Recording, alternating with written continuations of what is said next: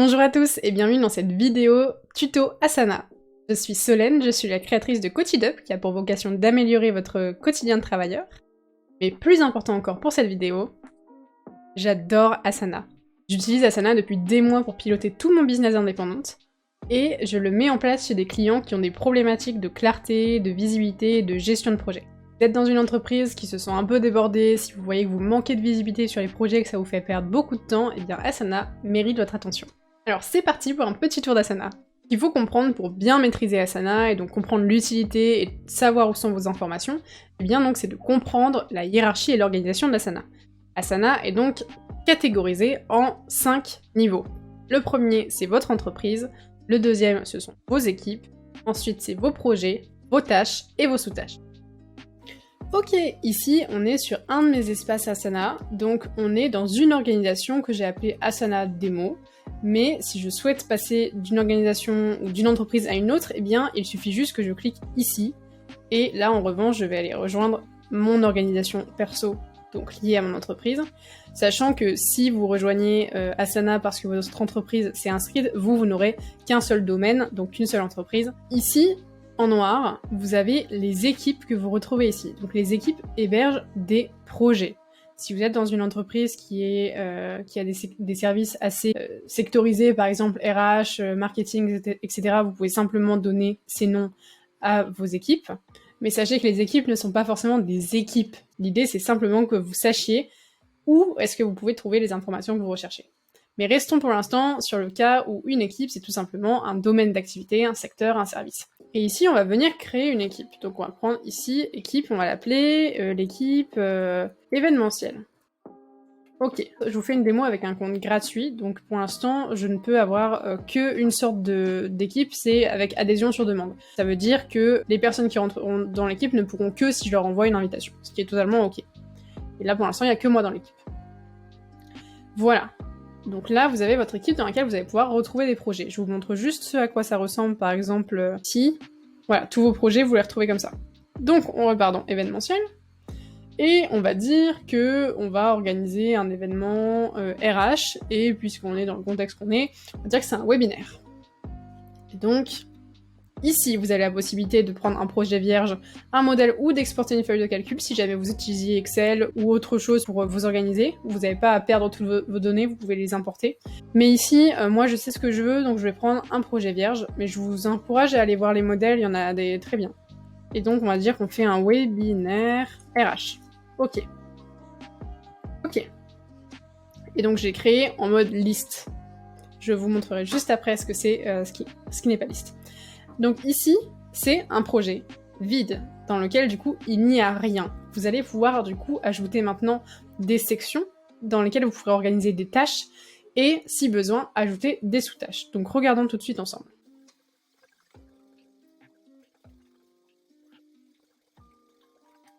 Voilà, donc là j'ai fait des sections, ce qui va me permettre en fait d'y voir un peu plus clair dans mon projet. Et maintenant, je vais mettre des tâches, donc préparation des contenus pour le webinaire, en l'occurrence, il nous faut trouver un sujet. Ensuite, il faut contacter les intervenants possibles. Ok, ensuite il faut valider le contenu du webinaire, etc., etc. Ensuite, dans communication, ça peut être créer des vignettes pour le webinaire, publier un peu partout sur les réseaux sociaux, et ça peut être envoyer la newsletter à la communauté pour les invités. Et ici, évaluation de l'événement, on va dire que ça peut être envoyer un sondage de satisfaction. Je vous avais dit du coup qu'il y avait un autre niveau qui était le niveau des sous-tâches. Alors ici, on va prendre cette tâche-là, qui est donc envoyer la newsletter à la communauté pour l'inviter. En fait, cette tâche, elle demande du coup d'avoir d'autres tâches derrière. Ça veut dire écrire les contenus, valider les contenus, et ensuite envoyer du coup. Et donc, soit on décide d'écrire toutes ces tâches dans le projet, mais un des sujets, c'est qu'à la fin, vous vous retrouviez avec trop de tâches dans votre projet, et du coup, c'est difficile peut-être de s'y retrouver. Soit vous pouvez faire des sous-tâches. Donc vous cliquez sur la tâche, et là, magie, ça s'ouvre, et vous allez voir du coup que sur les tâches, vous pouvez mettre plein d'informations, dont les sous-tâches. Et donc ici, on va mettre rédiger le contenu, et donc ça va s'afficher comme ça, on verra qu'il y en a 3 ici de sous-tâches, et on peut les voir juste en ouvrant la petite flèche. Je vous avais dit que le but d'Asana, c'était de donner de la clarté à vos projets et de vous permettre de vous y retrouver plus facilement. Et donc vous pouvez imaginer que Asana n'est pas juste une checklist, et donc ça ne s'arrête pas à ce qu'on vient de voir ensemble. Maintenant que vous avez vu du coup qu'on peut ouvrir les tâches, je vais vous montrer ce qu'on peut mettre dedans. Tout d'abord, mettre un responsable des tâches. Parce qu'en fait, en effet, quand vous êtes ici, c'est bien, vous avez une checklist de choses à faire. C'est déjà super parce que ça va vous permettre de gagner beaucoup de temps. Mais l'idée d'Asana, c'est vraiment de donner plus de clarté et de visibilité à vos projets, et donc de savoir exactement où vous en êtes, qui fait quoi, quand, etc. Le fait d'avoir une simple checklist ici, ça ne nous change rien par rapport à avoir une to-do list sur papier. C'est pas forcément collaboratif, c'est pas terrible. Du coup, on veut plus d'informations, parce que plus d'informations égale une meilleure gestion de l'événement et du projet. Donc ici, on va mettre des responsables. Donc ici, dans la case responsable. Alors, il s'avère que sur cette organisation et sur ce projet, je suis toute seule. Donc en l'occurrence, ce sera moi. Hop. Ensuite, deuxième chose très importante, c'est de mettre des échéances. On est dans un événement, donc évidemment qu'il y a une échéance. Ici, on va mettre trouver un sujet, on va dire, voilà, c'est pour le 12. Ici, on va dire que c'est, je sais pas, pour 14, etc. Vous avez compris le principe. Donc quand j'ouvre une tâche, eh bien je vois du coup qui est responsable de la tâche, pour quand est-ce que c'est, dans quel projet elle est, et s'il y a des sous-tâches, etc. Mais aussi, ce qui est important, c'est que je peux mettre une description. Donc par exemple, si je veux en l'occurrence que quelqu'un crée une des vignettes, peut-être que j'ai besoin de lui dire ce que j'ai envie d'avoir sur les vignettes. Donc titre sur les vignettes, taille, Xpixel, etc. L'idée, en fait, c'est de vraiment donner les moyens aux équipes de bien travailler. Et ça veut dire donner toutes les informations possibles à un endroit pour que le travail soit bien effectué et en simplicité, sans aller chercher à droite à gauche. C'est pour ça qu'on recommande fortement de mettre toutes les informations liées à une tâche ou à un projet dans cette tâche ou dans ce projet. Ici, vous pouvez, si vous le souhaitez, ajouter des pièces jointes. En l'occurrence, quand la vignette sera créée, eh bien c'est ici qu'il faudra mettre la vignette. Comme ça, la personne qui postera sur les réseaux sociaux, eh bien elle pourra aller chercher la vignette ici. Elle saura du coup où la chercher, puisqu'en fait tout ce qui est lié à ce projet est dans le projet Asana. Autre chose que vous pouvez trouver du coup sur une tâche, c'est la partie mise à jour ou commentaires. C'est ici que vous pouvez aussi communiquer avec vos collègues.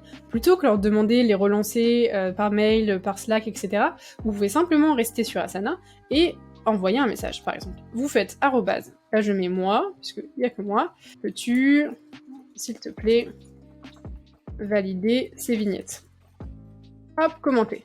Donc voilà, vous pouvez mettre plein de choses, en l'occurrence ici, hop, je vais mettre une pièce jointe, voilà, hop, je mets ça comme ça, et du coup tous les documents vont se retrouver ici. Et c'est beaucoup plus facile du coup pour collaborer parce que vous savez où vous cherchez vos informations. Si jamais vous avez un document à partager qui n'est pas lié à une tâche mais qui est lié au projet en entier, eh bien vous pouvez très bien dans Aperçu ajouter ici des liens et des fichiers. Donc je le fais juste pour vous montrer. Hop, l'alphabet en anglais, ok, et du coup, si quelqu'un a besoin d'un document qui n'est pas lié à une tâche en particulier, mais à tout le projet webinaire RH, eh bien il pourra trouver ici. Ok, enfin, avec un compte gratuit, vous pouvez ajouter encore une information ici, c'est, hop, personnaliser les étiquettes. Les étiquettes, ça vous permet d'affiner l'information. Ça veut dire que si vous souhaitez ajouter un tag à une tâche, eh bien vous pouvez. Ce que moi je vous recommande, c'est la basique priorité. Par exemple, ici, dans trouver un sujet, bon, c'est très prioritaire. Donc hop, en l'occurrence, j'ai déjà un tag qui s'appelle priorité élevée. Et donc je peux le mettre comme ça. En fait, vous pouvez mettre un peu ce que vous voulez dans les tags. L'idée, c'est que ce soit très clair pour vous et que vous sachiez du coup où vous en êtes. Et que vous sachiez ce qu'il faut faire en premier. Parce que, disons que vous avez, je sais pas, trouvé un sujet et on va dire créer la vignette pour le webinaire qui est pour le même jour. Donc je vais mettre pour le 20 avril.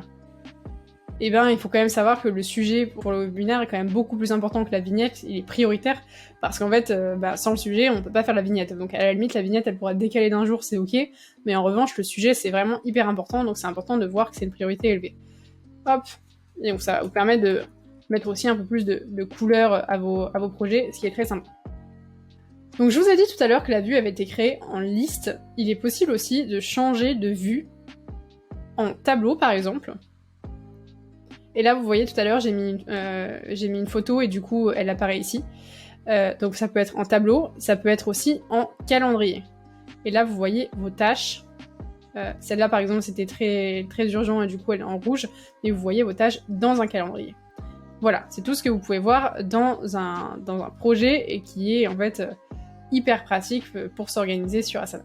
Donc continuons de regarder ensemble les fonctionnalités. Il y en a encore quelques-unes ici sur le projet que vous pouvez avoir avec un compte gratuit, notamment le statut. Ça veut dire que toutes les semaines, vous pouvez définir le statut de votre projet. Donc par exemple ici, je vais mettre qu'il est à risque. Voilà, donc je vais mettre mise à jour du 9 avril. Voilà, il est à risque. Et ensuite, je peux ajouter des fichiers, je peux mettre un résumé, etc. À quoi ça sert ça? Ça sert en fait à ce que... je vous montre juste. Ici, on ne trouve pas de sujet. Non, d'intervenant. Parce que le sujet, je pense que c'est pas compliqué. D'intervenant. Publier. Et en fait, à quoi ça sert? Eh bien, c'est par exemple, si votre supérieur hiérarchique veut voir où vous en êtes, eh bien, plutôt que se plonger dans les listes et regarder où vous en êtes, donc sachant que quand vous avez fini quelque chose, vous pouvez du coup le cocher comme ça, eh bien il peut juste aller dans Aperçu et voir le résumé du projet. Et donc c'est un énorme gain de temps pour tout le monde. Ensuite, d'autres fonctionnalités disponibles. Dans Accueil, vous pouvez voir les tâches à terminer bientôt, mais pour avoir cette information-là, il y a quelque chose de bien mieux. Je suis absolument ravie de vous montrer ma fonctionnalité préférée d'Asana. Et c'est ça, je trouve, qui fait la différence entre Asana et plein d'autres outils. C'est qu'il y a une fonctionnalité qui s'appelle Mes tâches, et qui regroupe toutes vos tâches, peu importe le projet auquel elles appartiennent. Et ça, c'est incroyable. Ça veut dire qu'en fait, vous n'avez pas besoin de jongler d'un projet à un autre, vous allez juste dans Mes tâches, et vous voyez ce que vous devez faire et pour quand. Alors, moi j'utilise mes tâches en fonction calendrier, sachant qu'au moment où je fais cette vidéo, il n'y a pas encore eu la mise à jour Asana, mais elle va arriver très bientôt, et je sais qu'il y aura un board en plus, donc en mode Trello aussi. Mais ici, du coup, moi j'utilise en calendrier, ça veut dire qu'en fait, je me suis mise sur tous mes projets, je me suis mise en responsable, donc de toutes les tâches, et j'ai mis une échéance. Ce qui me permet du coup de centraliser toutes mes tâches, peu importe le projet dans lequel elles sont, et ça c'est vraiment bien, dans un endroit. Ça veut dire qu'en fait, quand je me lève le matin et que je regarde ce que j'ai à faire, j'ai pas besoin d'aller dans tous mes projets, j'ai juste besoin d'aller dans mes tâches et de voir ce qui est en cours. Et ce que je dois faire du coup pour la journée. Et je trouve ça super, en plus c'est coloré, moi j'aime beaucoup. Et une fois que c'est fait, donc par exemple là je suis en train de tourner la vidéo YouTube, eh bien il suffit justement, simplement, de hop, cliquer, et voilà, c'est fait. C'est aussi possible d'utiliser mes tâches en liste, et donc là, je vois eh bien toutes mes tâches que j'ai à faire prochainement. Je vous avoue que moi, ça me déprime un peu, il y en a tellement, que je préfère rester en vue calendrier. Sachant qu'il est possible ici de trier, si jamais vous vous mettez sur Asana, vous allez voir que le tri de base ce sera aucun, et donc ça va être récemment attribué, donc ça vous permet pas du tout de savoir ce que vous avez à faire. Il faut mettre soit par échéance, soit par projet, soit du coup utiliser le calendrier. Et mes tâches, je trouve que c'est ce qui permet de mettre Asana au top des outils du marché. Le fait de vraiment centraliser toutes les tâches, peu importe le projet. Sur Trello, par exemple, vous allez devoir aller chercher sur un projet ce que vous avez à faire, puis un autre, etc. Ici, non, vous avez mes tâches qui vous permettent de voir tout ce que vous avez à faire, peu importe le projet. Et ensuite, la dernière fonctionnalité, c'est la boîte de réception. Si vous travaillez en équipe, c'est évidemment crucial. Vous devez aller la voir au moins tous les jours, voire 2 fois par jour, comme vous iriez voir votre boîte mail. Parce qu'en fait, c'est ici que vous allez savoir tout ce qui se fait dans Asana qui vous concerne. Donc si quelqu'un vous met dans la partie commentaire, vous mentionne et vous dit voilà, est-ce que tu peux regarder, eh bien vous allez avoir une notification et du coup vous irez voir dans la boîte de réception. Vous pouvez du coup filtrer avec tout, ou bien ce qui vous est attribué, vos mentions, etc. Et donc c'est ça qu'il faut regarder. Une fois que c'est fait, hop, vous archivez, et du coup vous essayez de garder une boîte de réception la plus vite possible. Comme vous voyez, moi je suis pas extrêmement à jour, mais ça va. Ça va. Donc, voilà. Ok, alors avant de terminer cette vidéo, je voudrais vous rappeler quelles sont les bonnes pratiques d'Asana. Comme ça, si jamais vous décidez juste après de mettre en place Asana, vous saurez comment bien le faire. Première chose, c'est que vous avez besoin de définir un responsable à chacune des tâches. Et oui, un seul responsable et pas 2, ça veut dire qu'il y a une seule personne qui est garante de l'exécution d'une tâche. Et en fait, au final, c'est bien mieux parce que si vous êtes 2, 3, on a tendance à repousser cette tâche en disant que l'autre va le faire. Donc premier point, mettre un responsable. Deuxième point, définir une échéance.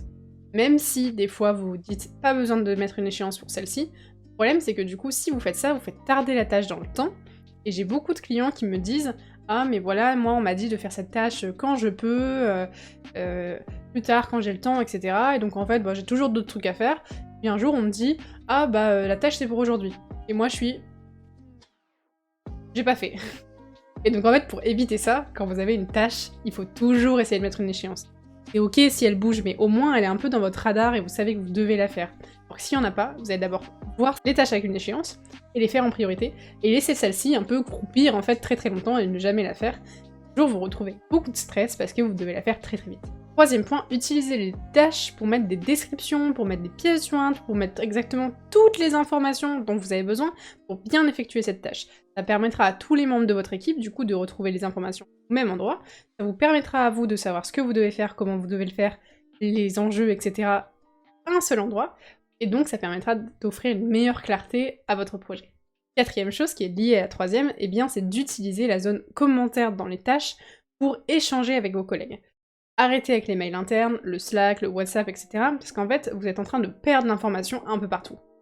Si vous mettez toutes les informations liées à un projet dans ce projet, vous n'allez plus jamais passer le temps à chercher ces infos. Donc en fait, si vous avez besoin de la validation de quelqu'un, il suffit juste de lui envoyer un message dans la tâche Asana en disant « Peux-tu valider s'il te plaît ?» avec un compte gratuit. Avec un compte payant, vous pouvez faire autrement. Et enfin, dernière bonne pratique, eh bien c'est de mettre des noms actionnables à vos tâches, c'est-à-dire des noms avec des verbes. Parce que si vous mettez un mot, eh bien il y a de grandes chances pour que vous retrouviez devant votre projet à ne pas savoir ce qu'il faut faire. Parce qu'un mot, un nom, n'est pas clair. Un verbe, ça pousse à l'action. Donc ayez des tâches les plus précises et les plus activables possibles. Voilà, j'espère que cette vidéo vous a plu et vous a envie de mettre en place Asana pour aider votre équipe à mieux travailler et être plus efficace. Si vous souhaitez avoir des informations sur la productivité, la gestion de projet, etc., n'hésitez pas à vous abonner à ma chaîne. Je vais essayer de respecter cette tâche Asana qui me dit de publier une vidéo par semaine. Et donc je vous dis à très vite pour de nouvelles découvertes ou de nouveaux tutos. Au revoir!